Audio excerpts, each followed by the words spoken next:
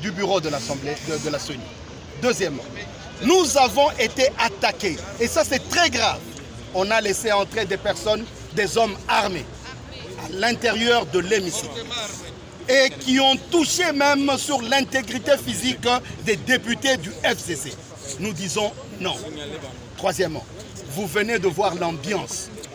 L'ambiance dans laquelle vient de se passer l'entérinement de la CENI, des membres de la CENI. Est-ce cette ambiance que nous voulons pour les prochaines élections de 2023, où nos amis qui sont restés à l'intérieur sont en train de chanter, de jubiler, parce qu'ils ont pris des amis et des gens pour qui nous savons que la concussion, la corruption et d'autres actes immoraux plutôt, ont été posés pour qu'ils soient investis. Nous disons non. Nous disons non et nous ne pouvons pas continuer à cautionner pareil comportement.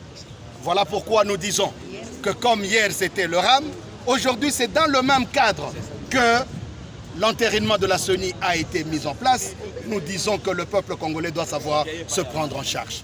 Je termine en disant que l'année passée, en juillet, parce que le FCC l'a rappelé, les confessions religieuses avaient choisi Ronsard Malonda et que l'Église catholique qui a la présidence des confessions religieuses, ainsi que l'Église protestante qui en a la vice-présidence, n'avaient pas signé. Le président de la République avait écrit. Voilà pourquoi, et il avait rejeté. Aujourd'hui, nous prenons l'opinion tant nationale qu'internationale à témoin. Le président de la République sera mis devant ses responsabilités.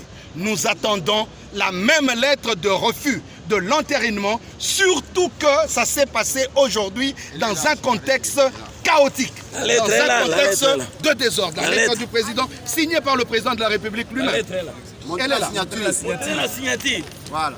La lettre est là. Ronsard Malonda, c'est pire que ce qui vient de se passer aujourd'hui. Parce que la concussion, parce que la corruption, les intimidations, la pression. Et nous voulons ajouter, et je vais terminer par là, tout ce scénario que nous venons de vivre s'est passé au moment où sont réunis à l'hôtel du Fleuve la commission paritaire qui vient de rendre son rapport. Dite paritaire parce qu'elle était monolithique.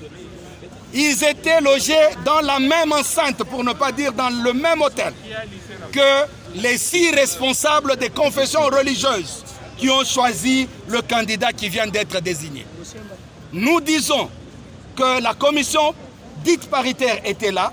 Nous disons que toutes les réunions de l'Union sacrée des députés et toutes les institutions se sont réunies au niveau de cet hôtel et nous savons tout ce qui s'est passé. Après ce climat, voici que le théâtre de chez nous qui a été fait en dehors nous a été apporté à l'Assemblée nationale.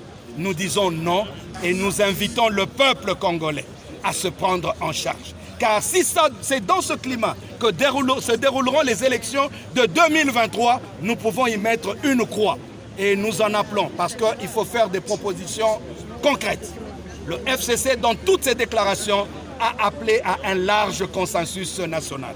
Nous invitons M. Mbosso et tous ceux qui l'ont accompagné à pouvoir revenir sur ce scénario d'entérinement afin que nous ouvrons un large consensus et que nous parlions tous sur les grandes réformes électorales avant qu'on balise le chemin pour 2023.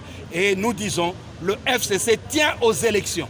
Dans le délai, présentera des candidats, mais nous avons besoin d'une CENI intègre, pas une CENI qui reflète la corruption. Nous avons dit. Merci.